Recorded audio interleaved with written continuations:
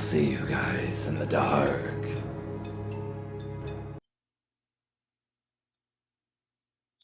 I've lived most of my life way out in the valley countryside of Ontario. Given, that's not a whole lot for an 18-year-old, but for me, it's the only place that I can call home, and I like to think that I know the entire area, like the back of my hand at least. Adventures across the long, crossing roads, pastures, and woods that made up the skeleton of my village were a common venture in my childhood. As a young kid, I had a habit of biking extremely far out in hopes of finding new places, and sometimes my dad or one of my friends' parents would toss out bikes in their backyard and take us way out to the back road and let us explore for a few hours. This was how a lot of us first found that one of these crappy gravel surroundings by thin woods was a worn-down old shack, sitting there about 20 meters off the path. Honestly, I never thought anything of it, except for the fact that it was creepy. It had no windows to see inside, and I never went anywhere near it. But one of my friends at the time said that her older sister had tried to go in, and that the door was completely locked. We all had better things to be curious about at the time than that anyways, so I quickly moved on, and it became nothing more than a mundane landmark of the area. Honestly, I had completely forgotten about it for a few years now, except for last Tuesday. I was coming home from one of my very late classes at my university, and I usually take the back roads I perused many years ago, as they're more straightforward and scarcely ever have any sort of traffic. As I drove down the gravel path that would wind along the side of the country and eventually take me to the next street that I needed to turn onto, I noticed a faint glinting coming from within the trees up ahead, maybe about 100 meters from my car. Was it a flashlight, I thought? But as my car came closer, I realized what I was really seeing. The light inside of the shack was on. I should mention now that all of the nearly 13 years that I've spent living in my area, I have never seen the door open, and I have never seen a light on inside of that shack, ever. Not even once. I must have driven past that shack probably almost 100 times in my life, but this was the first time I'd ever seen any sign of a person's presence having been anywhere near that thing. That, coupled with the fact that it was 10 o'clock at night, and pitch black outside aside from my headlights, and the faint, incandescent glow light up from the door frame up ahead, immediately filled me with what I can only describe as a weird sense of dread. It would be hard for most people not to immediately be unsettled by something like that, and I am someone who's easily spooked. Fortunately, while my car approached the light, I was curious enough, despite the feeling in my stomach. I slowed down as I was about to pass, hoping that I would see what was going on inside. And this is probably the only reason I managed to spot the dark shape that burst out of the foliage on the side of the road, directly into my path. I wasn't going very fast at that point, but I was still pounding the brakes rather hard in alarm, so my car came to a crunching stop on the gravel. For a moment, I was just really confused and freaked out. What was that? Had I almost hit a deer or something? This is far out in the country. A deer would have been the most likely and most reasonable assumption. But in my beams of the car, I could see what had stopped me. A very tall, very lanky old man with scraggly and balding gray hair. Right away I got that impression that this man was very poor. He looked dirty and unkempt, and his clothes hung off of him. However, I'm generally used to seeing people who aren't that well off in my town, and I don't like to judge people right away based off of the sort of thing. So, I was mostly just extremely unsettled over what the hell this guy was doing way out here, and why he had just walked out in front of my car. As I sat there confused, the old man came around to my window and knocked on the glass. Feeling my memories of stranger danger, conversations with my parents kicking in, as old as those conversations were, I rolled down the window just a crack, only enough for someone to be able to hear me and for me to hear them. I was already creeped out enough as it was. Immediately, I had to say what I was thinking. What are you doing out here?" I asked. In my peripheral vision, I could still see the light from the shack. But in my mind's eye, I wasn't really registering it anymore. Stupid, I know. I should have made the connection immediately. But I was still kind of shaken by the fact that I could have run this guy over if I hadn't been able to stop in time. And being a new driver, and all the thought of that was terrifying. After a small pause, the man started talking to me. He had a thick, croaky sort of voice, and he spoke very slowly. My truck, it's broken down, he explained. Oh, okay. I was also getting the feeling that he wasn't really all there, mentally at least. I didn't have to look around to notice there wasn't any truck on the side of the road, but I did anyways.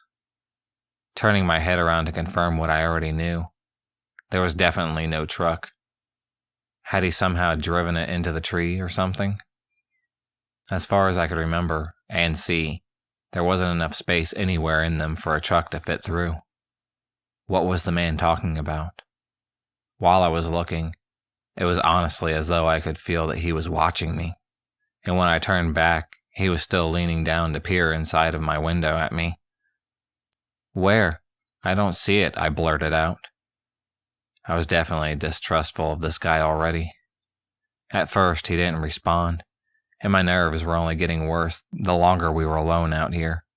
Then he replied, It's just up the road, he said, just turning to the point with his finger at this general direction.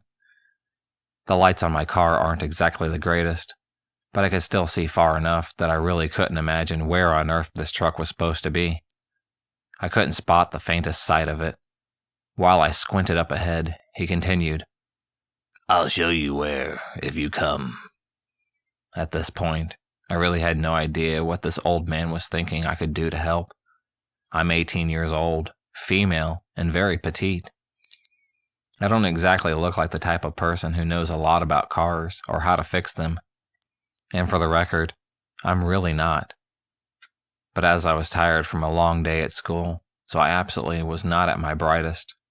And for some reason, a part of me felt guilty about leaving him out here alone if the truck was really broken. Okay, I said, and I reached to my gear shift to start driving slowly up the road. But as soon as he saw my hand, he shook his head. It's up ahead. It's not that far. What? Excuse me, but no thanks. How the hell was I going to see anything in the dark if I got out of my car and followed him anyway? There is no harm in driving wherever he was trying to lead me. The more I talked to the guy, the more unnerved I was getting, and the more red flags were starting to pop up in my mind. I couldn't see a car anywhere, and this total stranger wanted me to get out of mine and follow him into the dark on this creepy road in the middle of nowhere. I will admit, I am a bit of a naive person, but I am definitely not that stupid. So, no. I'd rather drive to it, I responded. This situation really wasn't making any sense to me. I could see his brow furrow, and he looked kind of agitated. He insisted, Your car won't fit in there anyways. So, did his truck crash then? Why the trees? If we were going up the road. I remember what I'd just been thinking a minute earlier about there not being enough space, and I asked him, then how did yours get in the trees? The logical explanation would have been that his truck had swerved off the road. But even if that were the case, there was seriously nothing at all that I could have done to help him fix his car or get it back out again. It genuinely made no sense at all to be asking me to come and help him, and the entire situation was beginning to make me very scared. There was a lengthy enough pause between my question and him speaking up that I was beginning to think he didn't hear me or something, so I asked again. Still no immediate answer. When he finally did reply, he was staring at me directly in the eyes. I think I'm going to have nightmares about it for a long time. It was so sudden, and the way he said it was just so unbelievably creepy. You don't look old enough to drive. I hear comments like this a lot, since I do look very young because of my size. Normally someone would say this with a smile, or something to signify that this is in fact meant to be taken as a joke. but the guy's face didn't change even slightly. He just kept staring at me with a completely cold expression. The sheer inappropriateness of such a remark in that kind of situation immediately made my heart race. And all I could think of was, holy crap, what did this guy want with me? What I wanted to say next was, who the hell are you? But instead, I anxiously fumbled for my phone in my pocket, babbling in a way that probably made it really obvious I was completely freaked out of my mind. Okay. I can just call someone to help you out. There's not really anything that I can do. As I said that, it occurred to me to wonder, what did this old guy not have a cell phone of his own? I know every older person has one, even if they're becoming much more common. But seriously. And then, I also remembered, with a sudden streak of massive fear, the shack with the light on. I could still see the light coming from it just up ahead in the trees, and my dumb brain finally put two and two together. The old man hadn't even mentioned it at all. It was like it wasn't even there to him. And there was definitely no one out here that could have turned the light on, but the guy who was standing outside my car right now. What was he doing out here in that shack? Then, which had been locked for all these years by someone I never knew. There was definitely no truck around here. He wanted me out of my car for another reason. I think maybe the old man must have seen my face, that I was scared out of my wits, and about to book it out of there. Instead of any words, without warning, his face contorted with rage, and he swung his fist, pounding it against my window with enough strength to make it shudder. His eyes were wide, and he looked furious and completely freaking insane. Even though I was panicking more than I had ever done in my life, and I was sure he was about to smash the window in if he tried again. I screamed, threw my phone onto the floor, switched gears, and slammed my foot down on the gas pedal. I hurtled down the road, and when I glanced into my rearview mirror, I saw his dark shape turn from standing in the road, and I watched as he turned, and he walked off the road, directly back towards the light of the shack. I didn't slow down at all until I was nearly home, and absolutely sure that there was no one that could have been following me. When I got home that night, I spent a long time crying about what had happened with my mom, and though I don't think she believed all of what I told her, she called up everyone she knew to ask if anyone knew the old man, or if they knew who owned the shack. In a town like ours, just about everyone knows each other, and no one had any clue who he was.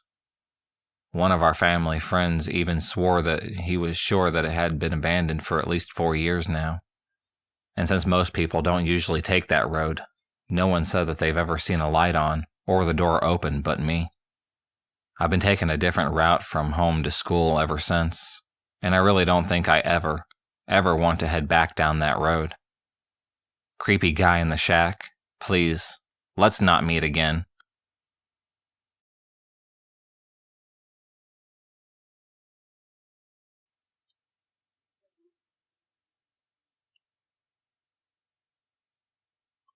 This was a strange encounter.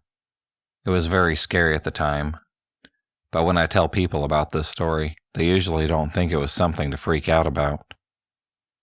Last Thanksgiving, I was driving home from college with a friend. I live in a very isolated part of Arkansas that requires driving through an hour of hairpin turns in the mountains. There are lots of blind turns, and the whole time you're driving on the edge of huge drop-offs with no barriers. I'm usually pretty confident in driving through the mountains, but we were in my friend's car, so I was going slower than usual, driving about 5 over the speed limit. Almost as soon as we started the roughest part of the drive, another car was tailgating us pretty close. This was stressing me out, and as soon as I saw somewhere I could pull over, I did.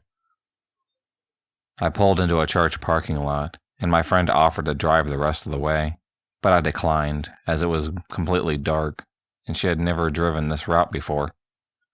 We get back on our way, and a few minutes later I have to come to a screeching halt as there's a car stopped in the middle of the road. It wasn't on the shoulder at all, just stopped dead in the middle of the road. My friend is saying that they must have broken down, but can't call a tow because there's no service in this area. I immediately have a bad feeling and lock the doors. I tell my friend to stay in the car no matter what. She is starting to get scared at this point and points out that she thinks that is the car that was following us.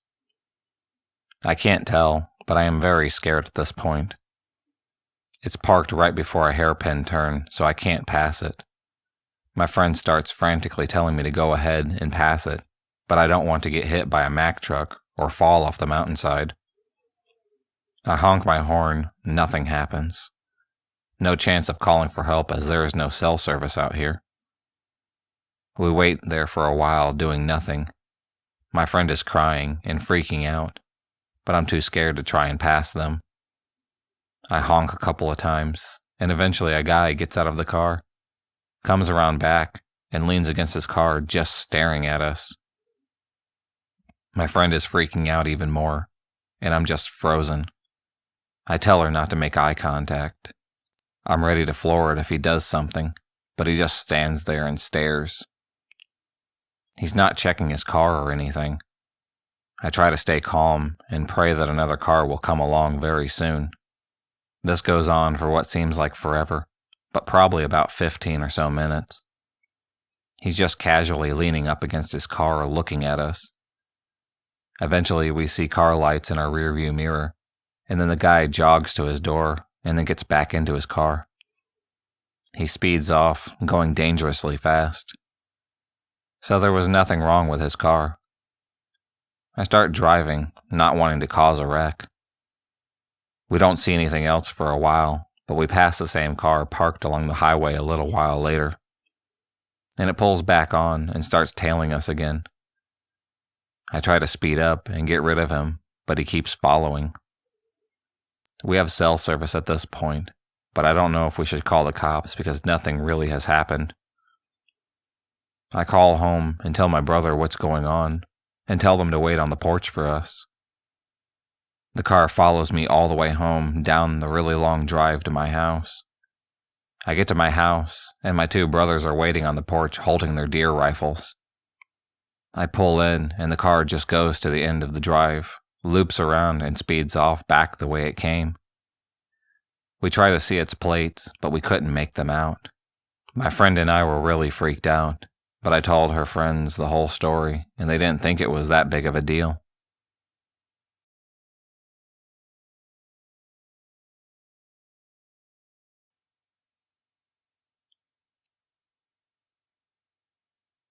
This happened about 3 years ago when I was a senior in high school. My now ex-boyfriend and I were in the car. We went to meet another couple at the movies after a basketball game just to kill some time. We were all bored, and none of us wanted to go home. We went to the 10:30 showing of Dear John, which, by the way, I fell asleep in. I didn't care for romantic movies much, and the only good part had to be Channing Tatum. Anyways, the movie ended, and we all piled into our cars. I had to take my boyfriend home because he didn't have his license yet. I hated the back roads, but they were much quicker than going through town, and most likely being stopped at every single red light. He lived out in the middle of absolutely nowhere. We're about 5 minutes away from his house when my headlights reveal a young woman standing in the road frantically waving her arms, flagging me down. It's about midnight at this point, and I'm wondering if maybe, possibly her car broke down. I felt nothing wrong with this situation, so I pulled over to the side of the road. I might want to mention in advance that I am so freaking stupid for doing this. She rushes up to the car and asks if we can give her a lift.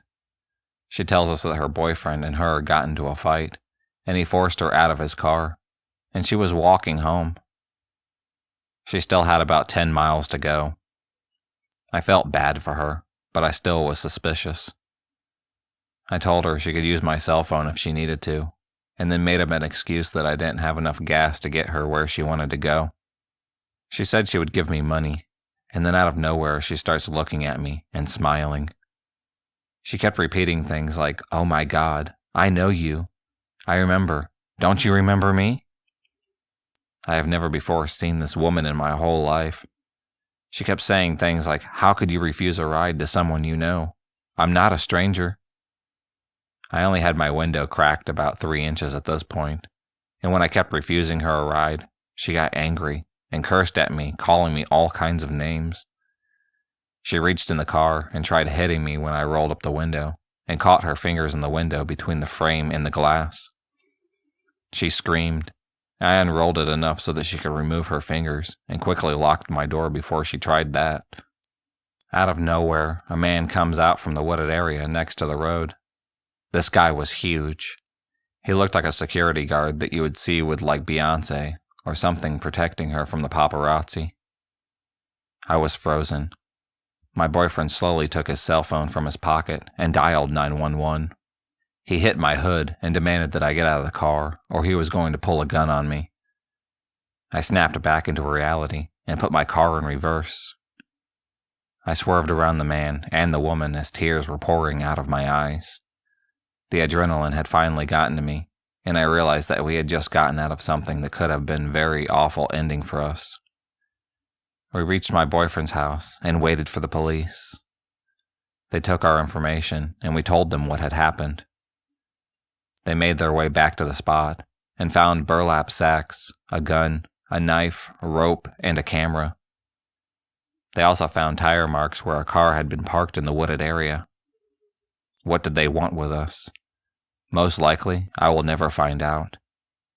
This has to be the scariest thing that has ever happened to me, but I am so happy that I got out safe and alive.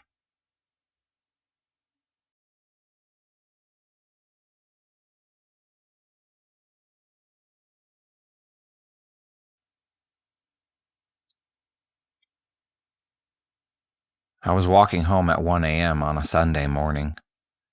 It was a transition between autumn and winter. Cold, but no snow or rain. Just cold and overcast. This night it had gotten cold to the point where it was foggy as well. All was silent, and for whatever reason, there wasn't any cars around. The street lights were very dim as well. I had 2 paths to get me home. The route with street lights that feels a bit safer, but it was really long, or the back road that doesn't have any lights, but it only takes about 5 minutes walking versus 15 to 20. Me being my lazy self, I decided on the latter of the two, the unlit route. About halfway through, I hear footsteps behind me, a fair distance away, but loud enough to hear nonetheless. I decide to look back, but see nobody behind me due to the fog. I decided to wait and saw a dark silhouette of a woman walking. She seemed young from what I could see. I'd say she was about mid-20s. I thought nothing of her and turned back and moved on. Suddenly I hear her footsteps speed up. Becoming slightly paranoid, I increase my walking speed a bit. She continues to walk even faster. I look back and she breaks into a full-blown sprint towards me. I could see an intersection ahead and was about 200 feet from the road, which I crossed to get to the condo that I live in. Adrenaline kicks in and I sprint all the way to the intersection without even looking back. Once I got to the intersection, I stopped and out of breath. I looked back to see nothing but fog. The woman had disappeared. All of a sudden, from within the fog, I hear a loud cackling laugh, similar to the one you'd hear from a witch in a movie. And she just continues to laugh and laugh, not stopping. I get spooked and J-sprint across the road and quickly run into my home. Lock all of the doors and windows and look out of my living room window. There was nothing but fog. I continued to sit there for a few minutes until I see the woman again, slowly walking out of the fog. She couldn't see me since I was looking in from between the blinds, and it was dark. She stands in the middle of the street she was on, no cars around, and looks around to her left and her right. It seemed like she was looking for me. All of a sudden, something that I didn't expect to happen at all happened. She broke down into tears. She fell to her knees and started to sob, as if she were extremely hurt or disappointed that she couldn't find me. She sat there on her knees and sobbed. constantly for 5 minutes. Afterwards, she calmed down. She just got up and left, still quietly whimpering as she walked down the street away. 3 weeks later, the same situation occurs. I'm walking along the same road, same weather, fog and all. The exact same thing as the last encounter with the woman happens again, except this time I stopped across the street, turned, and looked back towards the fog. Soon enough, she walked out and stared at me from across the road. After about 2 minutes of us just looking at each other, she just turns around and walks back into the fog. I turn away and quickly go home. I look out the window again to see if she's there anymore, but she wasn't.